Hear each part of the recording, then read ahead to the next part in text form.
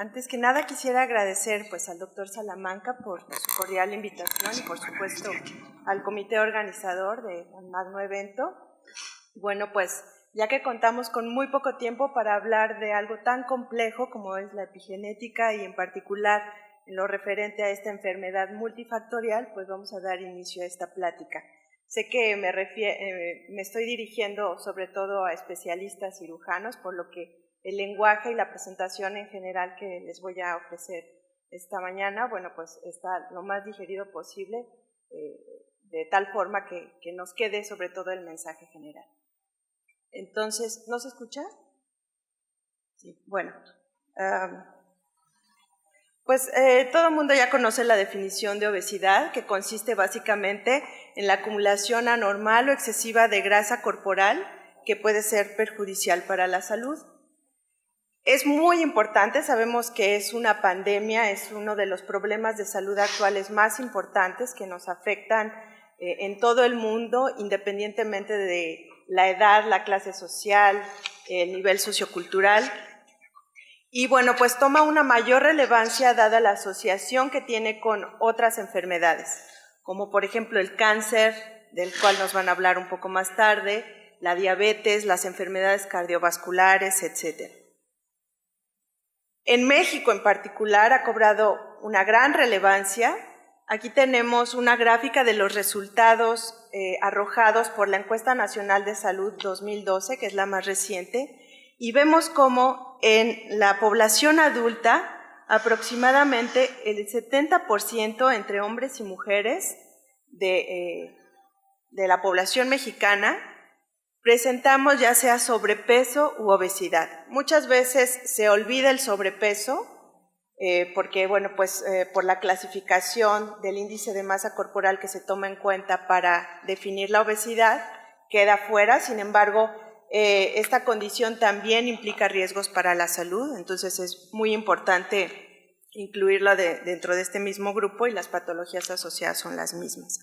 Entonces, bueno, pues vemos que es un problema bastante grave en nuestra población y, bueno, pues también en la población infantil tenemos este lastre. ¿De dónde se origina la obesidad? Pues básicamente se origina de un desequilibrio entre la ingesta calórica y el gasto energético.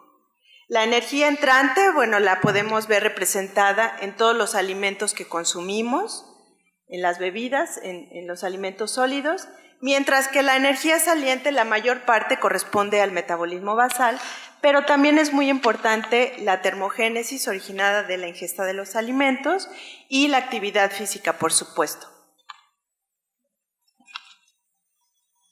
Ahora, en realidad, este desbalance se ve condicionado por dos factores generales, que son los genes y el ambiente. De diversos estudios que se han llevado a cabo hasta la fecha, sobre todo en familias o en grupos de gemelos, se ha calculado que la obesidad común, que es con la que nos enfrentamos hoy día como gran problema de salud pública, se debe más o menos aproximadamente en un 50% a los genes y 50% al ambiente. Dependiendo del tipo de población que se estudie, bueno, pues vemos que existe una variación en este porcentaje y que se llega a calcular hasta aproximadamente el 90% de la carga ambiental. Es la combinación de ambos factores la que nos determina el fenotipo. Sin embargo, por lo que vamos a ver más adelante, bueno, pues este factor ambiental a su vez se ve condicionado por el genotipo, sobre todo en lo referente a la conducta que nos conduce a un consumo pues excedido hipercalórico. Ya hablando particularmente de lo que es la genética de la obesidad en sí, bueno, pues la podemos dividir en diferentes grupos. Tenemos la obesidad sindrómica, que son casos muy bien definidos, muy particulares, pero que son los menos y que se pueden identificar fácilmente. En estos casos, el 100% de la causa de esta obesidad recae en los genes. Tenemos la obesidad monogénica, que aproximadamente representa menos del 5% de todos los casos de obesidad. Se identifica desde el nacimiento, es una obesidad congénita que se va desarrollando de manera más evidente conforme el organismo se desarrolla. Y bueno, pues vemos que los genes involucrados en este tipo de obesidad pues están muy bien definidos. Aquí vemos una lista representativa. Sin embargo, bueno, pues lo más estudiado hoy día es la obesidad poligénica, que es la obesidad multifactorial, la obesidad común a la que nos enfrentamos día con día. Y vemos que en este caso los estudios que se han llevado a cabo en años recientes pues nos han arrojado cada vez un mayor número de genes involucrados en este tipo de patología. Aproximadamente del 1 al 3% de la obesidad se debe a polimorfismos de un solo nucleótido o SNPs, que son variantes de una sola base en la secuencia de cada uno de estos genes, y cada uno de ellos puede tener diversos SNPs, que dependiendo de la combinación y del trasfondo genético de la población que se estudie, va a ser el peso que tenga sobre el desarrollo de la obesidad. Conforme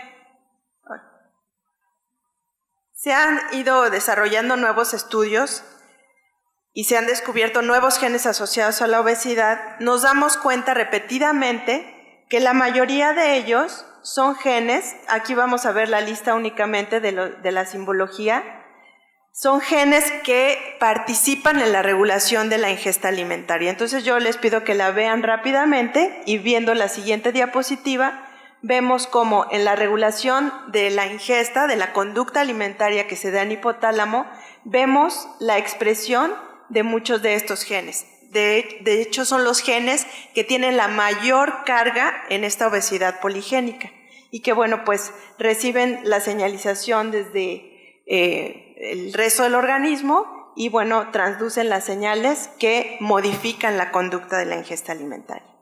Evidentemente, estas variantes a las que nos enfrentamos son variantes genéticas que promueven una mayor ingesta, por lo cual no es raro asociar estas mismas mutaciones a trastornos de la alimentación. Dentro de los genes más importantes tenemos a FTO, que en múltiples estudios se ha visto asociada positivamente a la obesidad tanto en adultos como infantil, y en particular en la población mexicana vemos que esta asociación se ve también corroborada, sobre todo en lo que es la obesidad mórbida. Vemos aquí la expresión de este gen, cómo está asociada a la obesidad de tipo 1 y 2, pero sobre todo a la obesidad de tipo 3. De este tipo de estudios de asociación de genoma completo, en el que en la población se van determinando cuáles son los genes o los polimorfismos en particular asociados a la obesidad, pues los resultados son dependiendo de cuál sea la característica clínica o la característica fenotípica en particular que se estudie. Vemos que hay estudios que se centran en la masa grasa, en el índice de masa corporal, etcétera, pero vemos que existe aquí un entrecruzamiento de los genes que resultan asociados con todas estas características de la obesidad. Y bueno, volvemos a la misma lista de genes. Sin embargo, como les decía, esto únicamente representa un porcentaje de lo que es la heredabilidad de la obesidad.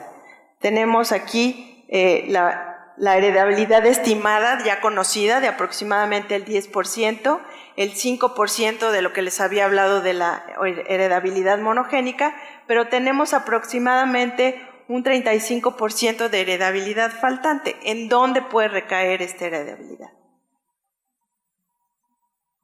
Bueno, pues ya habíamos visto que tenemos representados los polimorfismos, pero únicamente se ha tomado en cuenta hasta hoy día los más comunes. También hay que tomar en cuenta estos polimorfismos raros que se ven representados en menos del 10% de la población, los polimorfismos también de número de copias de genes y, por supuesto, la epigenética. Cuando nos referimos a la epigenética, nos referimos en particular a cambios químicos y estructurales que se heredan mitótica y meióticamente y que tienen la capacidad de regular la actividad de genes en ausencia de cambios en la secuencia de ADN. Las bases, conforme se van sucediendo y que codifican a los genes, no van a sufrir cambio alguno, sino son cambios bioquímicos que se dan en el exterior. Aquí vemos representada la estructura del DNA ya asociada con las proteínas. Sabemos que el DNA no está completamente desnudo, que se estructura, y que la primera estructura que se forma en la compactación son los nucleosomas, y aquí lo vemos asociado a estas proteínas que forman los nucleosomas, que son las histonas. Y bueno, pues esto es lo que conforma la cromatina. Y las modificaciones epigenéticas se dan sobre esta estructura. Vemos que los mecanismos principales de este tipo de regulación son la metilación del DNA, que lo vemos aquí representado. Estos son los grupos metilo que se unen a las citocinas, y la modificación covalente de histonas, que son estas proteínas de las que les hablaba, y que bueno, se ven representados sobre todo para la metilación y la acetilación de las histonas. Esto da como resultado, no vamos a profundizar evidentemente, da como resultado que genes que se ven regulados por estos mecanismos puedan ir alternando su actividad. Entonces aquí tenemos representados genes que están hipometilados e hiperacetilados, que son genes activos, nos da una cromatina relajada que se puede expresar, mientras que la hipermetilación e hipoacetilación de estas mismas regiones nos da como resultado una cromatina compacta, cerrada, y por lo tanto genes inactivos. Aquí tenemos una lista, rápidamente la vamos a mostrar, de algunos genes que participan en procesos metabólicos, en particular en la obesidad, que se ven regulados por mecanismos epigenéticos.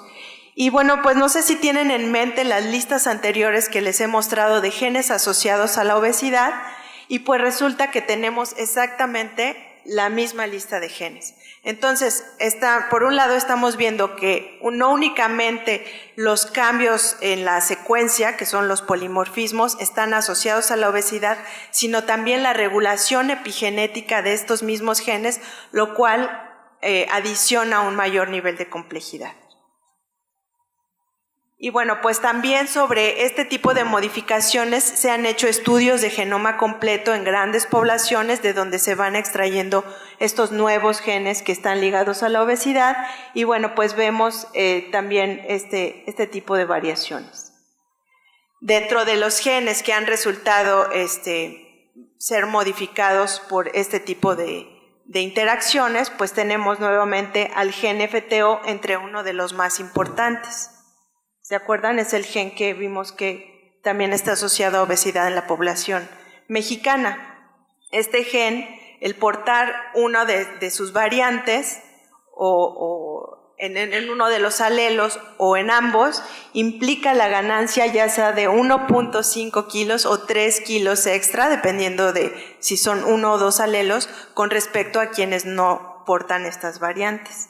Ahora, ¿por qué está asociado también la modificación epigenética en este gen a la obesidad? Bueno, pues resulta que dentro de las funciones que se han dilucidado de la proteína que es codificada por este gen, pues tiene la capacidad de desmetilar tanto DNA como el intermediario de su expresión, que es el RNA, y resulta que este FTO, que es el gen más importante ligado a la obesidad, que tiene esta capacidad, pues es a su vez capaz de regular a los otros genes que veíamos en la lista de los genes asociados a la obesidad. Entonces, esto forma un circuito de regulación epigenética que le imprime todavía un mayor nivel de complejidad. Ahora, la epigenética, pues como les decía, son cambios heredables, sin embargo, son susceptibles de modificación por los factores ambientales.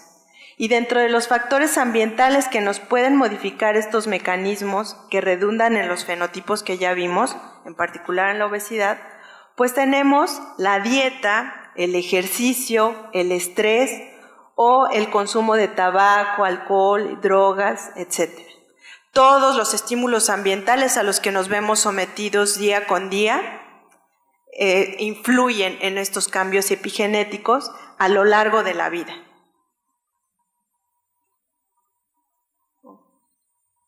Y bueno, pues hablando de la alimentación, que es uno de los factores más importantes y que está en nuestras manos controlarlo, vemos que hay muchos alimentos de consumo común que participan directamente en la regulación de estos mecanismos. Y algunos están implicados tanto en la modificación de histonas como en la metilación del DNA. Aquí vemos a las manzanas, a los cítricos, a los tomates, etc.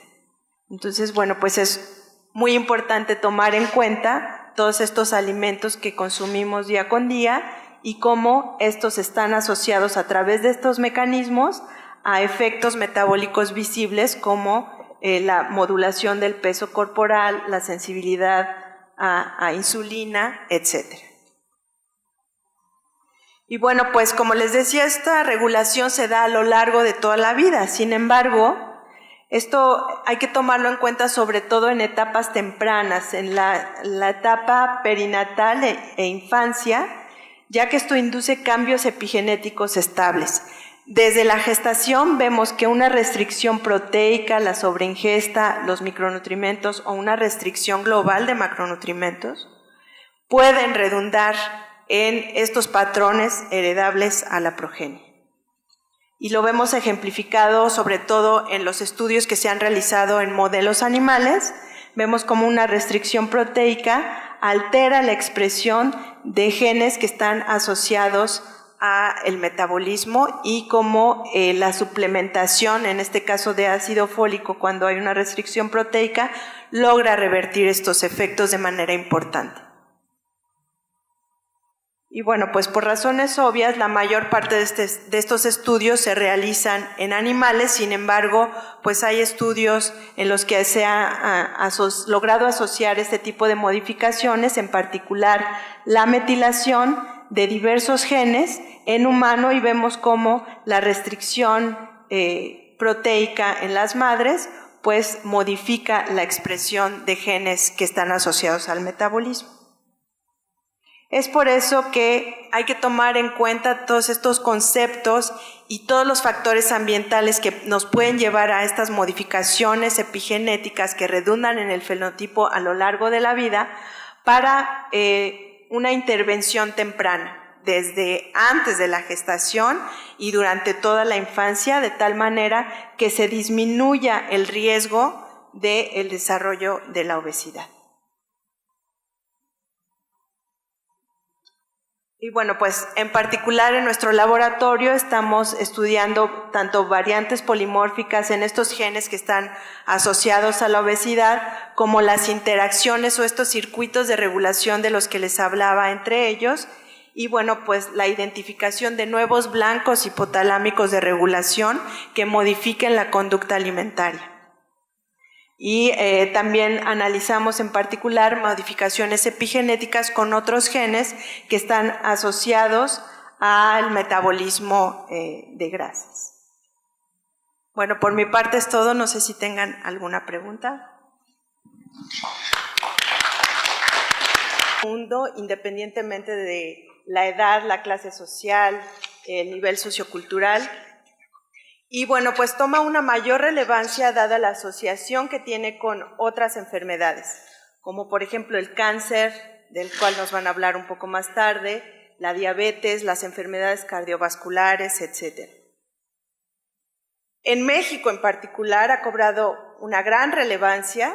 Aquí tenemos una gráfica de los resultados arrojados por la Encuesta Nacional de Salud 2012, que es la más reciente. Antes que nada quisiera agradecer pues al doctor Salamanca por su cordial invitación y por supuesto al comité organizador de tan magno evento. Bueno, pues ya que contamos con muy poco tiempo para hablar de algo tan complejo como es la epigenética y en particular en lo referente a esta enfermedad multifactorial, pues vamos a dar inicio a esta plática. Sé que me estoy dirigiendo sobre todo a especialistas cirujanos, por lo que el lenguaje y la presentación en general que les voy a ofrecer esta mañana, bueno, pues está lo más digerido posible, de tal forma que nos quede sobre todo el mensaje general. Entonces, ¿no se escucha? Sí, bueno. Pues todo el mundo ya conoce la definición de obesidad, que consiste básicamente en la acumulación anormal o excesiva de grasa corporal que puede ser perjudicial para la salud. Es muy importante, sabemos que es una pandemia, es uno de los problemas de salud actuales más importantes que nos afectan en todo el mundo, y vemos cómo en la población adulta aproximadamente el 70% entre hombres y mujeres de la población mexicana presentamos ya sea sobrepeso u obesidad. Muchas veces se olvida el sobrepeso porque, bueno, pues por la clasificación del índice de masa corporal que se toma en cuenta para definir la obesidad, queda fuera. Sin embargo, esta condición también implica riesgos para la salud, entonces es muy importante incluirla dentro de este mismo grupo, y las patologías asociadas son las mismas. Entonces, bueno, pues vemos que es un problema bastante grave en nuestra población, y bueno, pues también en la población infantil tenemos este lastre.